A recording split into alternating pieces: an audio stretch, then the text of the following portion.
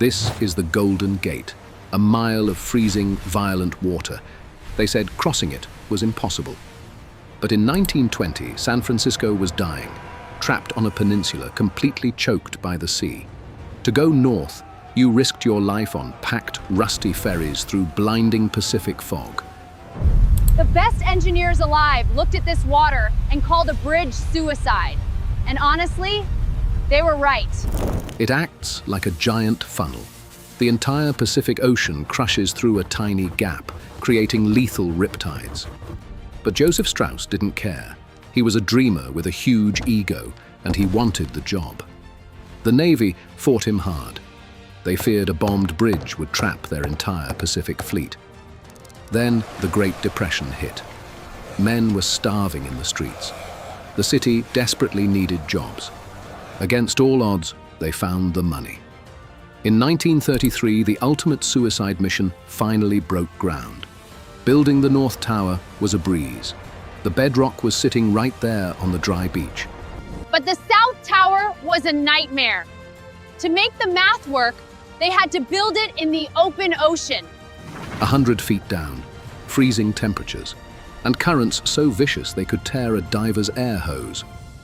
Just to reach the site, workers had to hammer a fragile wooden pier straight into the Pacific, and nature immediately fought back. The legendary fog rolled in, dropping visibility to absolute zero. A lost cargo freighter, blinded by the weather, plowed straight through the pier. Weeks of labor, gone. They rebuilt it. But months later, a freak storm hit, washing millions of dollars of equipment out to sea. Imagine the toll on these guys. You fight the freezing ocean for months, and it just erases your work in an hour.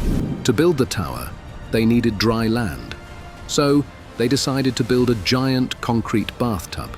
They dropped steel guide tubes to the ocean floor, but the bedrock was a jagged, sloping mountain. To flatten the rock 100 feet down, they had to drill and blast, dropping time bombs into the dark. The currents here are deadly. Divers could only drop down during slack tide, a tiny 20-minute window.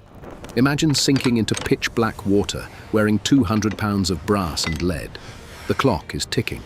They descended into the gloom, feeling their way blindly along the jagged rock with heavy explosives. Working entirely by touch, they shoved dynamite deep into the bedrock. If the tide shifted early, they died. They pulled the divers up, hit the plunger, and shattered the ocean floor, over and over again. Slowly, brutally, they carved a perfectly flat plateau directly into the underwater mountain. With the floor leveled, they lowered the steel skeleton of the bathtub. It was the size of a stadium. Then came the pour. Using special funnels, they pumped millions of pounds of concrete to seal the bottom. Once the plug cured, they threw the pumps into reverse, sucking millions of gallons of seawater out of the tub. Look at this. I am standing 100 feet below sea level in the Pacific Ocean, and my boots are dry. Inside this dry pocket, they poured the true foundation. A solid concrete island rising above the waves. The ocean threw everything it had at them. But human grit won. The base was finally set. But concrete is just the anchor. To cross a mile of water, they needed custom-forged steel. 83,000 tons of it, loaded onto ships and hauled thousands of miles through the Panama Canal. Every piece was coated in a bright red lead primer to fight off the vicious saltwater rust. The barges finally arrived at the gate. The brutal underwater war was over, but the danger was just beginning. Next, we build a steel tower taller than a 60-story skyscraper. By hand, in the fog. The men are heading into the clouds. Whatever you do, don't look down. The foundation was poured. Now, 83,000 tons of red steel had to climb into the clouds. These towers aren't solid blocks of metal. They are built entirely out of hollow steel cells. A solid tower would snap in an earthquake. This honeycomb design lets it physically bend and twist without breaking. But how do you lift steel 700 feet up? You invent a machine that climbs the building, the creeper crane. It hauled massive steel sections straight up from the rocking barges below. When the crane finished a section, heavy hydraulic jacks pushed the entire rig higher up the tower. But the crane just places the steel. It takes the rivet gangs to lock it together forever. Step 1. The heater bakes a solid iron rivet in a tiny forge suspended hundreds of feet in the air. Step 2. He throws the glowing molten iron directly across the open void, right through the freezing wind. Step 3. The catcher snatches the lethal hot metal out of the air using nothing but a tin cup. Step 4. They smash the hot iron with a pneumatic gun. As it cools, it shrinks, pulling the steel tight. I'm standing on an 8-inch beam, 500 feet up. No safety nets, no harnesses. One slip and you're gone.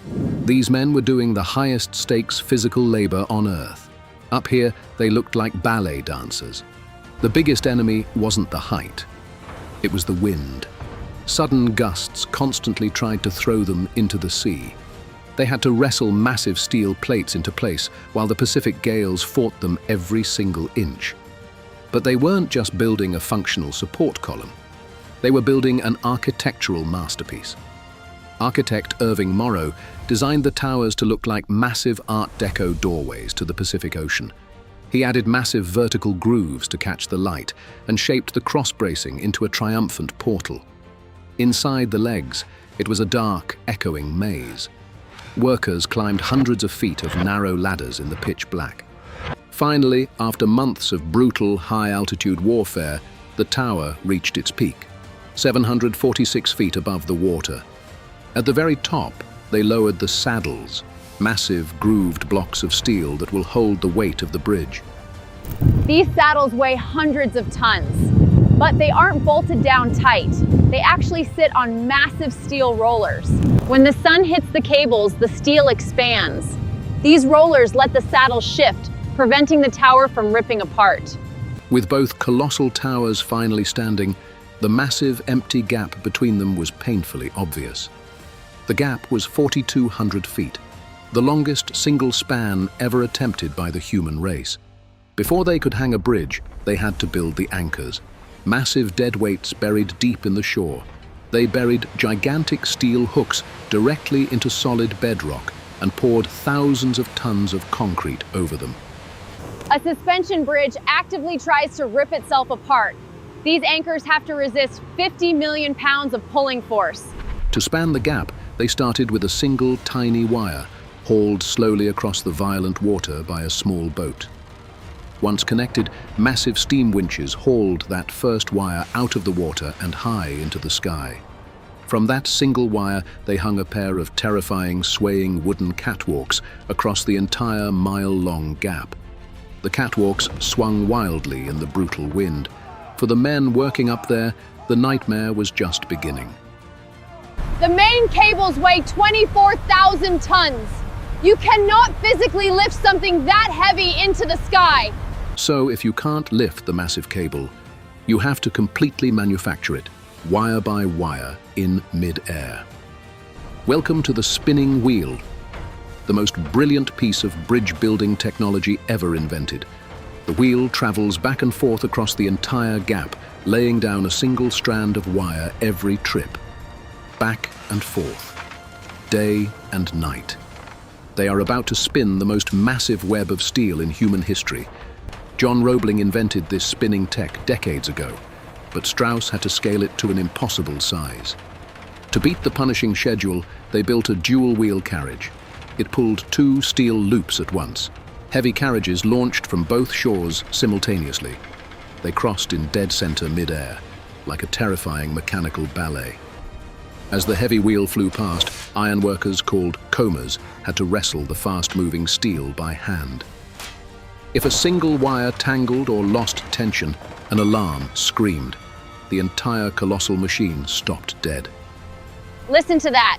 Every single wire had to have the exact same tension.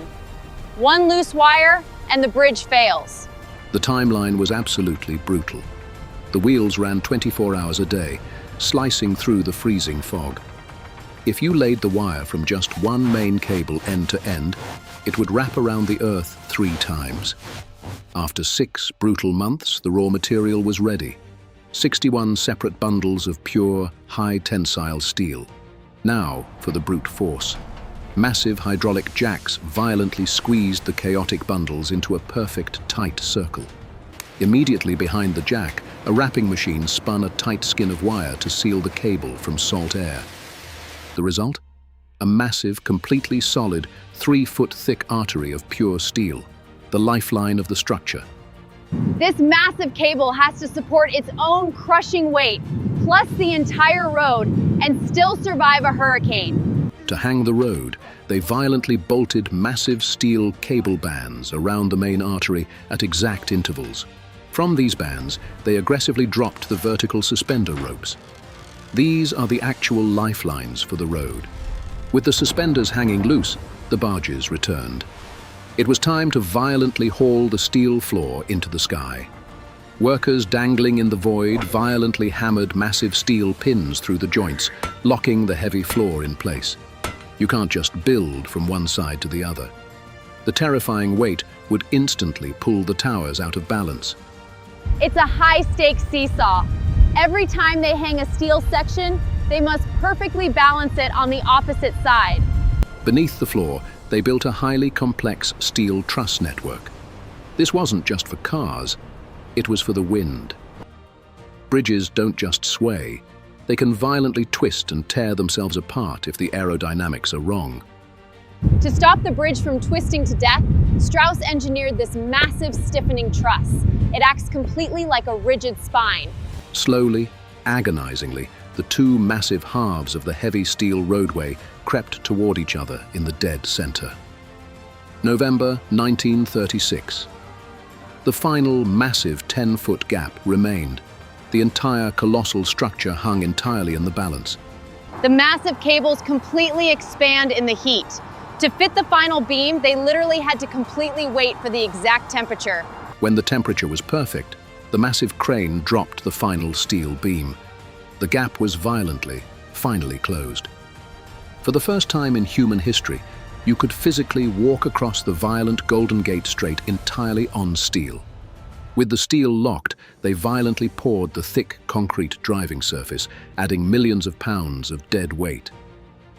As the crushing weight of the concrete was added, the giant cables stretched and settled entirely into their final curve. To stop the corrosive salt air, every single inch of steel had to be aggressively coated in a toxic red lead primer. The US Navy demanded the bridge be painted in violent black and yellow warning stripes like a giant bumblebee. But the architect looked at the raw red primer against the deep blue water and realized the Navy was completely wrong. He fought to keep the primer color. He called it International Orange, highly visible in the fog and visually stunning. The massive structure was almost finished, but the brutal, violent reality of 1930s construction was about to collect its toll. The brutal, accepted industry math at the time was entirely terrifying. 1 dead man for every $1 million spent. This was a highly dangerous $35 million project. The brutal expectation was that 35 men were guaranteed to die. But Chief Engineer Strauss refused to accept that violent math. He became entirely obsessed with safety. In the finale, Strauss installs the most brilliant safety net in history. But even that violently fails to stop the ultimate tragedy. Strauss mandated safety gear. He modified heavy mining helmets, entirely inventing the modern hard hat. He aggressively fired men for showboating. He demanded special glare goggles and forced workers to heavily tie off their tools. But his most brilliant move was this. He spent over $130,000 on a circus-style safety net. The net was a massive financial gamble. It extended 10 feet out on both sides to catch anyone blown off the steel. The massive net absolutely worked. It safely caught exactly 19 men who violently fell from the massive steel. Those lucky 19 survivors formed a highly exclusive fraternity. They proudly called themselves the Halfway to Hell Club. For nearly 4 brutal years, Strauss defied the bloody math. But on February 17, 1937, the massive structure violently fought back. Subscribe my channel, NEXTGEN Manufacturing. Hit the bell for new mega projects. Thank you. Bye-bye.